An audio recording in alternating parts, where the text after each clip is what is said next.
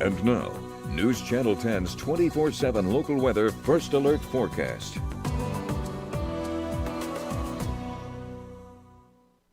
Hi, Kevin Selly in the Weather Center. Let's walk our way through this winter weather event we planned for the first part of the actual weekend for the day on Saturday. It's a first alert day, primarily for the northern, almost half of the panhandle, northern third of the panhandle. This will be starting late Friday night, continuing on through the day on Saturday for some wintry precipitation. In fact, that's the forecast. Wintry mix, primarily snow, say the northern tier of counties for the Texas panhandle, all of the Oklahoma panhandle as well. Talking about totals, maybe 1 to 3 inches. Let's break that down in just a second.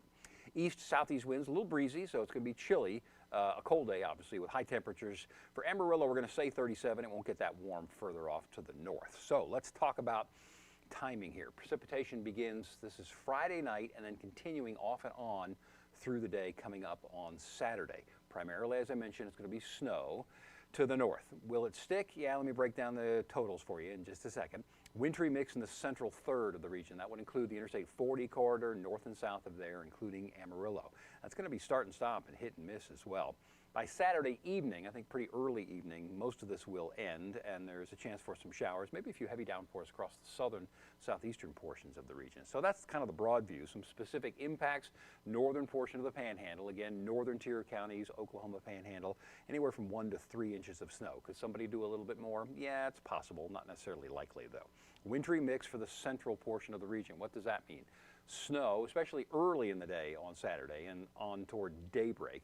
Then there'll be periods of a wintry mix. Could be some freezing rain, might even be a little sleet mixed in. And then further to the southern portions of the region, it would be primarily rain with, again, the potential for some light freezing rain. It's going to be start and stop through most of the daytime hours, so hit and miss. If it starts in your area, don't think it's not going to last. It's going to come and go. Hit and miss type showers on and snow showers on through the day.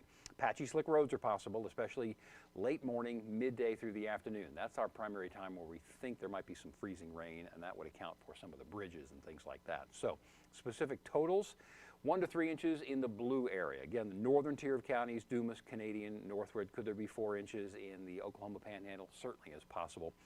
Precipitation totals are kind of a challenge on a wintry mix.